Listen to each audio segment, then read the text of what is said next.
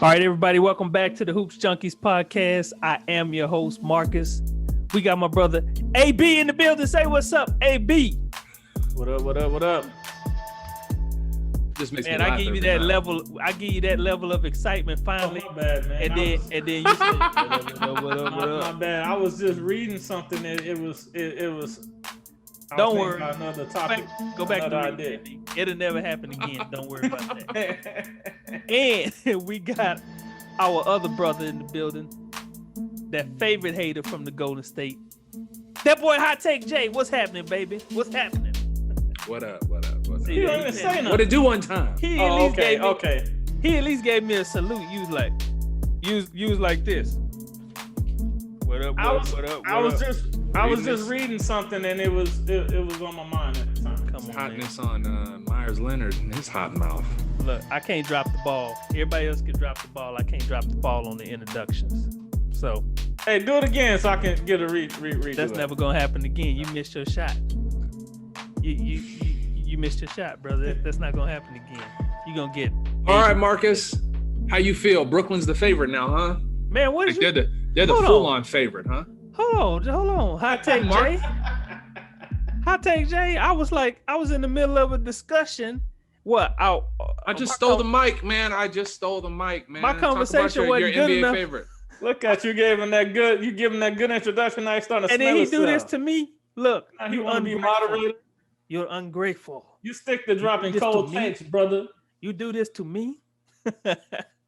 Now let's get to it, man. This boy, he probably hungry, ready to eat. All right, let's get into the topic. So a lot has been made about Blake Griffin going to the Brooklyn Nets. The Brooklyn Nets. It is a lot. It's a lot going on. They talking about it. That's what I mean by a lot. There's a lot of chatter going on about Blake Griffin going to the Brooklyn Nets. Is it gonna move the needle at all in your opinion? What do you guys think? Let's start with Let's start with you, Brooklyn Homer over here. What are they gonna do with him? Is it gonna move? So I'll say this: it's obvious that Blake Griffin's play has diminished over at least the past 2 years. He's not like, somebody that you're just afraid of. Oh, look up in the sky, get ready for Blake Griffin. He coming out with an alley-oop dunk on your head at any given moment. He's not that guy anymore.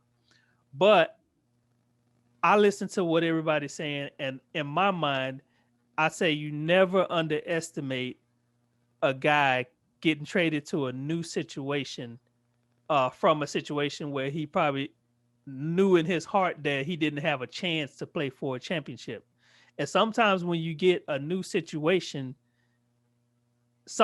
there's like a new spark, like a renewed sense of urgency and energy. And not only that, but look, when you look to your right and to your left, you got Kevin Durant, Kyrie Irving, and James Harden flanking you.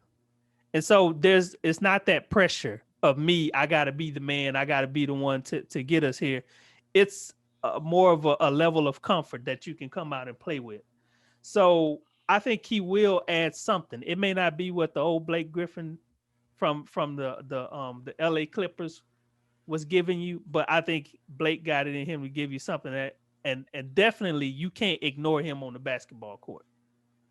So he ain't gonna give you the same thing that he was giving you at first, and it's gonna be up to him to figure out how he's gonna be effective with that squad without feeling like he got to always try to score the ball.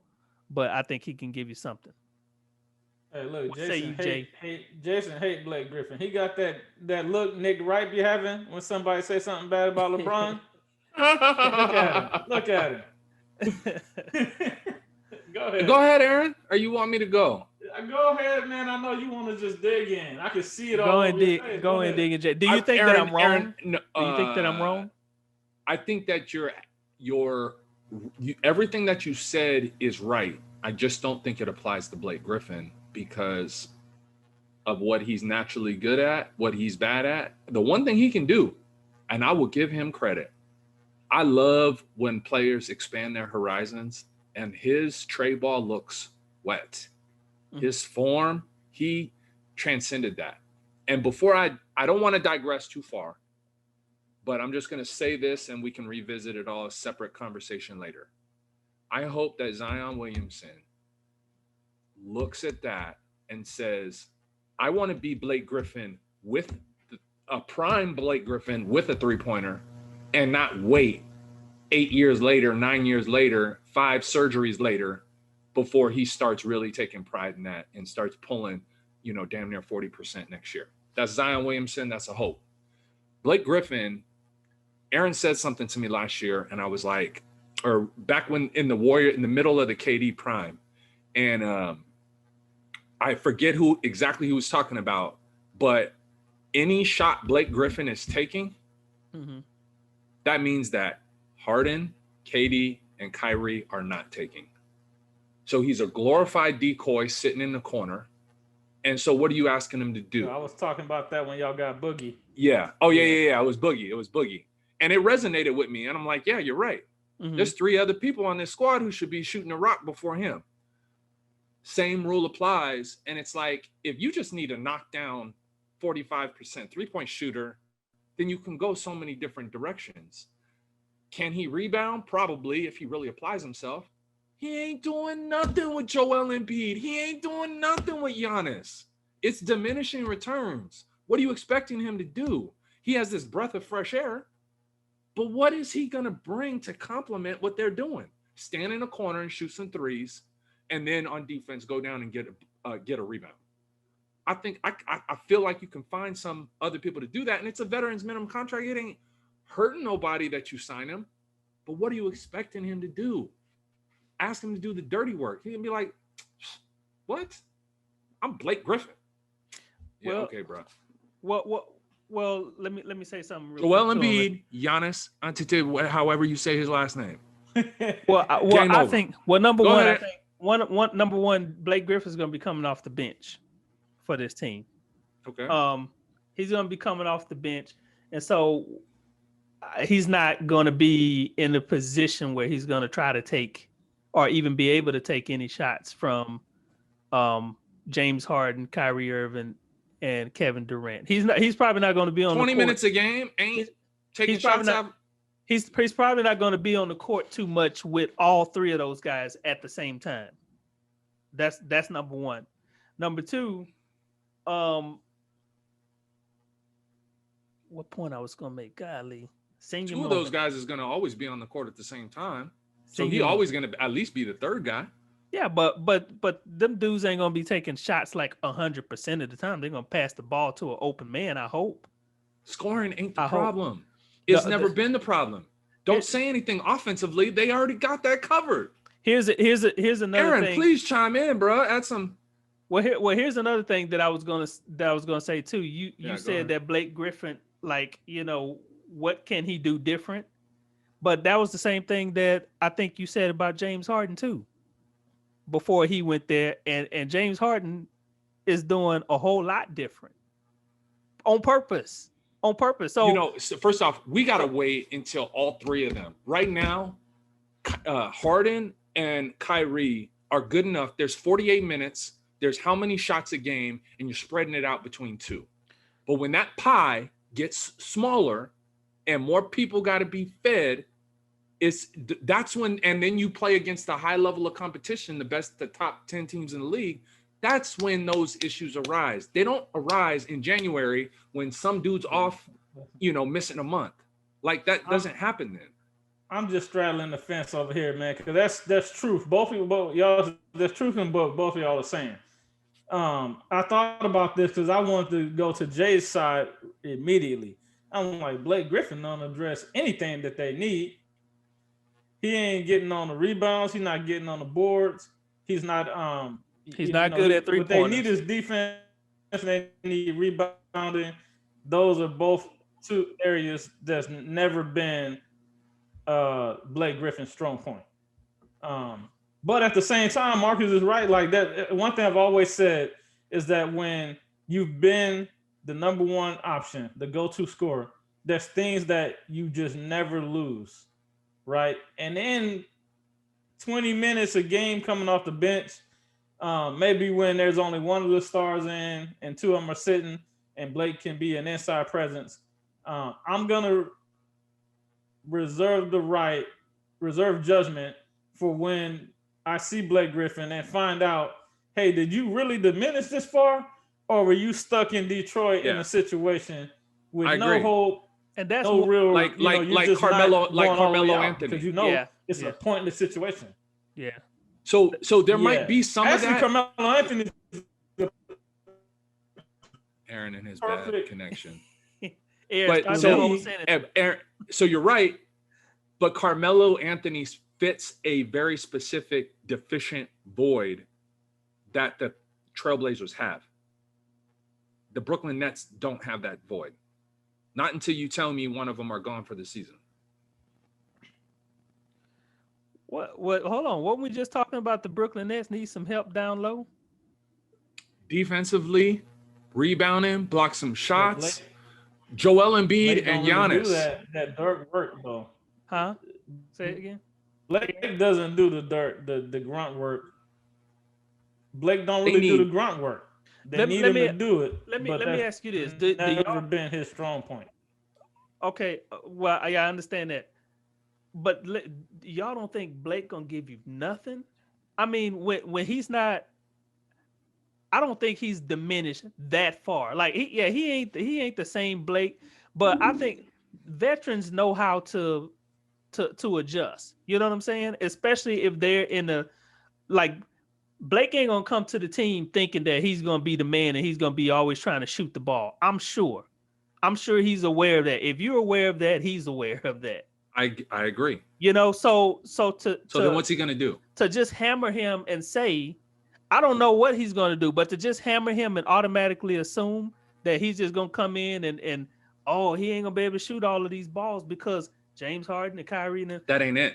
That's like. I'm sure he's going to find his role on the team and he's going to be effective at what he does because he's a veteran and he's Blake Griffin.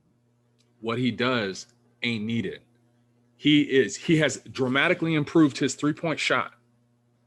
That's what he's done. He ain't needed, Jay? Do you think? I'm talking about the opportunity cost. I'm talking about the opportunity cost of the roster spot and what else you could go get. And I'm not saying he's not worthy of being a ninth man on the roster. I'm just saying, what is it? If you really just need a sharpshooter, then you can go just get a sharpshooter. Like that's just not. They need somebody like Pat Bev, PJ Tucker, Miles Turner is too far, costs too much, but they need young, like athletic guys, a Willie Cauley-Stein, who's a vet minimum player at one point. Like, dude, they need dirty workers, you know. But hey, that's just me. We gonna talk about how effective Blake Griffin is when the second round of the playoffs comes, and Joel Embiid is out there lighting his behind up. All right. Well, I still don't think that Philly gonna be a problem for the Brooklyn Nets, but that's me. That's who I got my bet on, and I'm willing to bet you that I'm right. But you don't bet no ends, bro. I ain't betting no ends. No, that's why I got money. That's why I got money, because I don't give it all away on crazy bets. just to prove that. Oh yeah, hey, I got it. I'm gonna just bet it. Brooklyn winning the East ain't a hot take. I didn't say it was a hot take. I just said that's who my bet is on. Brooklyn winning the East. Mm-hmm. It's a fun little, you know. Just like, who do you think is gonna win it? Who gonna win the East in your opinion? To be honest, it's neck and neck. It's neck and neck. But if I had to choose, just for the sake of being a contrarian, sticking out. Just being a contrarian, I'm a ride with Philly. I've never vouched for Philly because it's a piece of the puzzle that I don't think Brooklyn has an answer for. I think Joel Embiid will put up Shaq numbers if you dare him to. Like, there's certain people. Who else gonna put up numbers? Who else besides Embiid gonna put up? He don't need to. They got enough shooters to where the rest of their system can just fill it out. It could be Seth Curry going 6 for 9 on 3-pointers because they have to triple team Joel. It could be Ben Simmons deciding to level up in the playoffs. Ben Simmons had to get a jump KD, shot. watch how effective the Brooklyn net is when Ben Simmons is checking KD head up. He's flanked by Joel Embiid, and then their defense is somewhat respectable and credible enough to make Harden and Kyrie earn it. Like, this is not out of the realm of possibility. But go ahead. They're leaking on the defensive end. So Brooklyn, this is why I'm not really worried about Philadelphia going against Brooklyn. Aaron, you way too quiet, by the way. But go ahead. Go ahead, Marcus. I'm not trying to steal your shine. Go ahead. Get your hot take out. Because Aaron decided that he was going to let me talk because he can go back and look at all the other videos. And every time I try to say something, I get interrupted. And he's understanding that now. If I stutter, y'all are on it like, okay, well, he's done. Let me talk. But anyway, James Harden is still a force with the ball in his hand, and he's still unguardable. So I'm not really worried about Joel Embiid and them trying to lock James Harden down. Kevin Durant gonna get his, and Kyrie Irving is gonna get his. Joe Harris gonna stand on the 3-point line, and he gonna get his. And Blake Griffin and whatever he can bring, he's gonna bring. So I think not even adding Blake Griffin in the mix at all, because really I don't think that it's gonna matter. Philadelphia wasn't gonna be able to handle the Brooklyn Nets. Because to me, the only real threat coming from the Philadelphia, 2 sides of the basketball. The only real threat that's coming from them is Joel Embiid in the playoffs.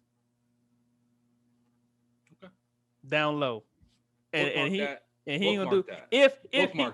if he don't get hurt in the playoffs before the game come. So yeah, bookmark that. Go ahead, Ear. I appreciate the space, brother. His camera froze. He having bad internet connections over there. Did you hear anything? He need to go check his. Yeah, I hear you. I hear what you're saying, man. My connection is bad. That's why I just kind of tapped out. I'm listening. That's why I said last week my favorite right now is Brooklyn. I'm not all the way in on them though because Jay got a point, man. Brooklyn or Philly and being able to go in and dominate the game on inside and defensively. They got the kryptonite. So it's gonna be 2 sides of basketball. You know what I'm saying? So it ain't just who got the best scorers out there. Like Brooklyn gonna have to let me interject too. Hold down the inside, get stops. Embiid are trying to plug the inside. They can't get sniped on the outside with Steph Curry and those threes. And then not only that too. Hopefully y'all heard that. I was able to deduce what Context you were saying clues. through all that, through that auto tune. But what I also will say is they're not the only one. When you say Brooklyn or the field in the East, I'm also saying, well, Giannis is a problem. And so KD ain't just going to be able to bully people. When it was the Warriors against the Cavs or the Warriors against whoever, it was like KD could just bully people. But with Giannis, and people forget what Drew Holiday did to, who was it, Dame in the playoffs? Locking up James Harden. Dude, bro, Drew Holiday is not to be played with. So if playoff Holiday comes around and Giannis can hold down the middle, they're a problem too. KD ain't just gonna bulldoze Giannis. I'm sorry, it ain't happening, dog. If his athleticism ain't, it's not out of the realm of possibility. I thought we was talking about Philly. We are talking about. I said if I had to put money, I think Joel will go for 50 and 25 if he had to. If you try to challenge him and he's healthy, but you said Brooklyn is the top tier, and I'm saying, well, damn, if you want to give me the field in the East. Like, because you're talking like Brooklyn's just it. They're the team. To me, they're the team. They don't mean they're not the favorites, though, Jay. Yeah, to me, they're the team. They are still the favorite. Now. Yeah, but, okay, Aaron, Brooklyn or the field in the East? You got $10,000. Put it on it right now. Brooklyn or the field in the East? He didn't hear you. His connection so bad. Jay, I'm gonna say this. I'm not gonna change your mind. I know that you're a man of integrity. You're a man of you're a Shots man. fired. You're a man that stands on his morals and stands on his position. I'm not gonna change your mind. I'm just gonna put this out there. Joel Embiid has always been what Joel Embiid is. Where's that gotten him? This year, everybody hits an apex. And this is the first time Well, he I gon- can remember people well, he are gonna have talking to- about well, he gonna have to prove it. MVP. He's gonna have to prove it because from what I see, Brooklyn got Kevin Durant 2 championships, Kyrie Irving a championship, James Harden been to 1 NBA Finals and then 2 conference finals. How about KD Joel- rode our gravy train to the finals on, man. twice? How about Okay, Kyrie? I give you LeBron that, did but all the when they- legwork. I give you that, but when they got there, who was the one that handled the business in the championship? KD. That's against because they LeBron had to worry James, about all KD. these bullets over here coming from Clay and Steph. Everybody Everybody could get one-on-one. But how many bullets are LeBron they was gonna have going to worry 1 about? on 4. KD going 4 on 2. How many bullets are the opponents gonna have to worry about coming from Kyrie Irving and James Harden then? But see, the thing is when we had And Joe KD in Harris. them, we was a top 5 defense. And when push come to shove, we were the best defense. Brooklyn has none of that. They're gonna be leaking like a sieve on the defensive end. And when they are, and KD can't bully them, you're gonna see real quick what I'm talking about. All right. Okay. Well, Joel Embiid gonna have to prove something too before you just crown Dude, him. he's shooting like 40 something. What I don't even know what he's shooting, like 30, It don't 45, matter. 45%. It does. He did. They ain't all ever of talked that. about him being He in the did- MVP discussion. Hey man, He hey did man, all of listen. that. Look, Joel he back. Embiid got to not get sick in the middle of the playoffs. You are right. And Or he get got hurt. right to You be are right. in the People game. can only take so much. But with that said, they got the kryptonite to Brooklyn. I'm with Marcus. I would go. Brooklyn is the favorite right now, but they ain't so overwhelming that they can't get got because they got holes, and if they don't patch them, and I don't think Blake patches it. Exactly. And they could Now- patch him. They could. Let me They keep it could. 100. They could. They could. Let PJ Tucker or somebody else fall through the cracks. Like if they got JaVale McGee. If JaVale McGee he is primed to get cut or to get traded for 20 cents on the dollar. And this Add sounds JaVale crazy. McGee, and all of a sudden I'm like, It sounds crazy, don't it? Because someone will hear Laugh at JaVale JaVale McGee, McGee. and they think it's JaVale McGee. What is he gonna do? It's the exact weakness that they need to patch. It's the exact weakness, and although Blake Griffin brings so much more talent, skill, and all this other kind of stuff, but it's not at the areas that they actually need to address. And that's my point. JaVale McGee makes $4 million.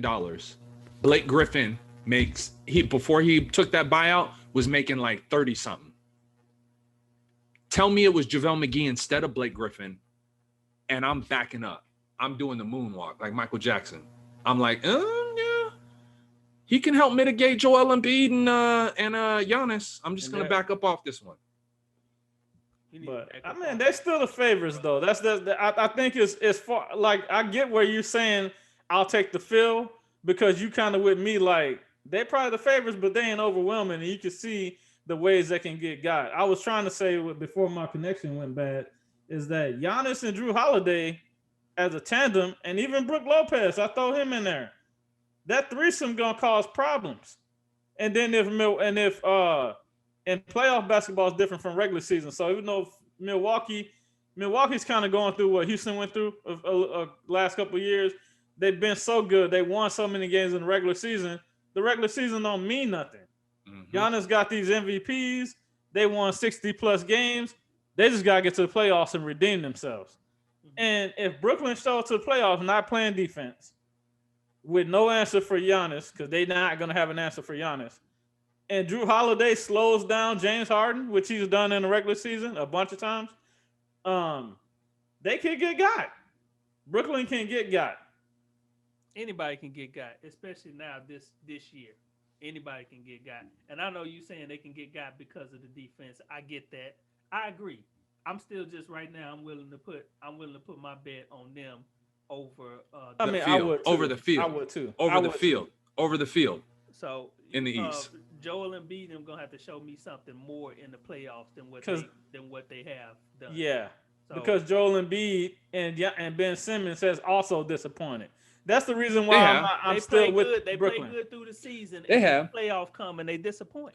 But just because, so the Warriors disappointed before they actually did it, and it takes its toll. And yes, they're both injury prone, and they both took it on the chin from Kawhi, and then he cried after, and all this. I'm just saying, like, at some point, somebody's trying to level up, and Joel Embiid is never going to be better than he is today. He is on the 10th hole. He seems young, and he's on the 10th hole. It is not going to get any better from this. So maybe the 9th hole. But they better right now add some more talent around him while he's as good as he gonna get because They got better shooting though. The thing is they have this Philly team is more closely resembled to the one 2 years ago that lost to to Kawhi hitting that miracle shot, where they got they stars and then they got shooters surrounding them, and that's the formula. That's what was missing last year is that they were like, oh well, no, you need as long as you got Ben Simmons, a non-shooter, and you got Joel Embiid, you have to have shooting around them. And hey, man, come out there off of Seth Curry thinking he's just Seth, and watch him go for 20 on 7 threes. I kind of feel like when they had Jimmy Butler, that was probably like their best chance. Well, that's the team that I'm talking about. This team is more closely to that team they had when they had Jimmy.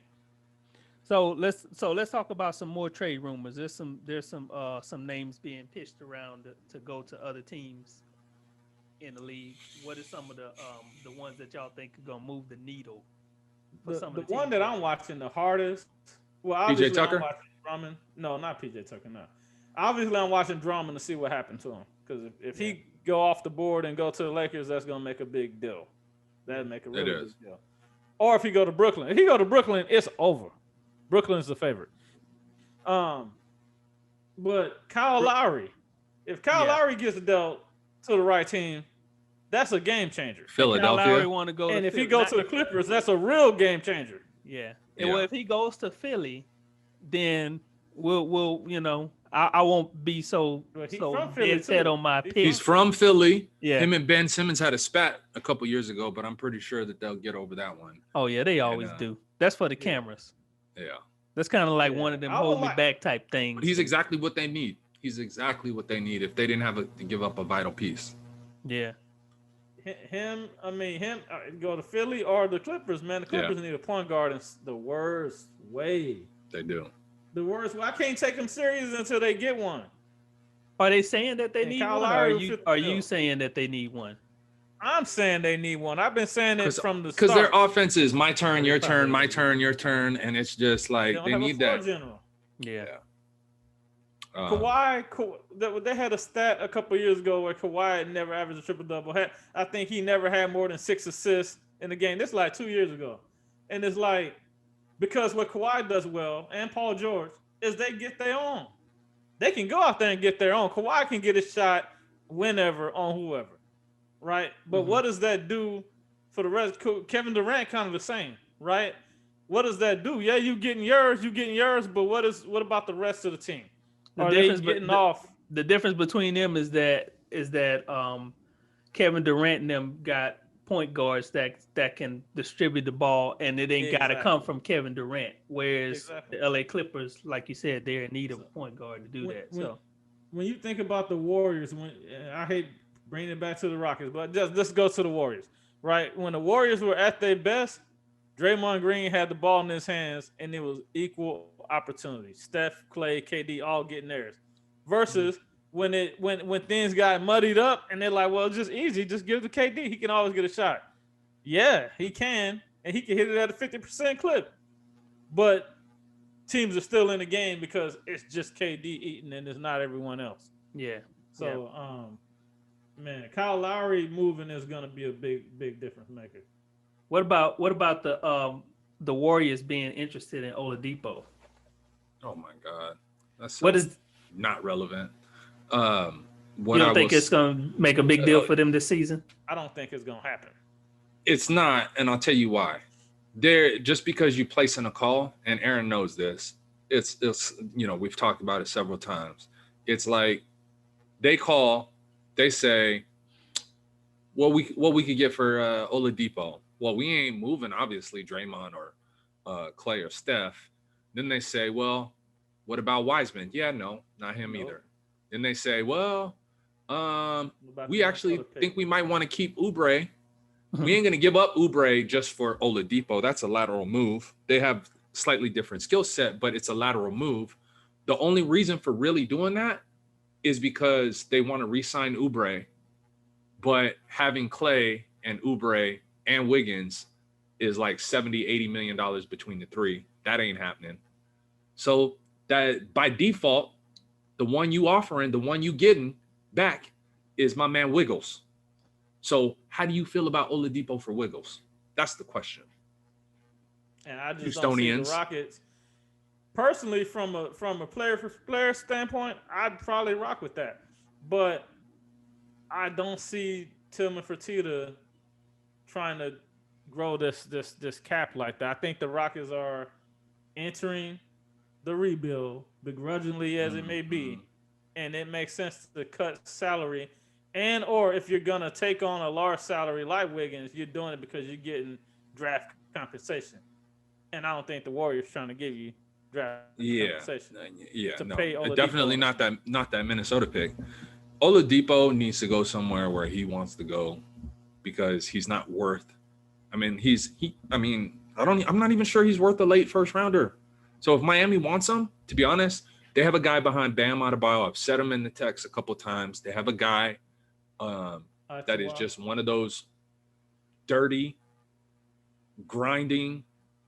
He's like, let's just say he's 70% of what Bam Adebayo is with the room to grow. That's what Christian Wood needs right next to him. Hey, you want to give us some expiring contract and give us that young big on a rookie deal? Take this. He didn't want to be here no way. Get rid of him. The Rockets being associated with Aaron Gordon trying to possibly. Hey, that's a get. Now that's a get. I wouldn't mind that. Really good. Yeah, I wouldn't mind that one at all. Aaron Gordon coming to the Rockets.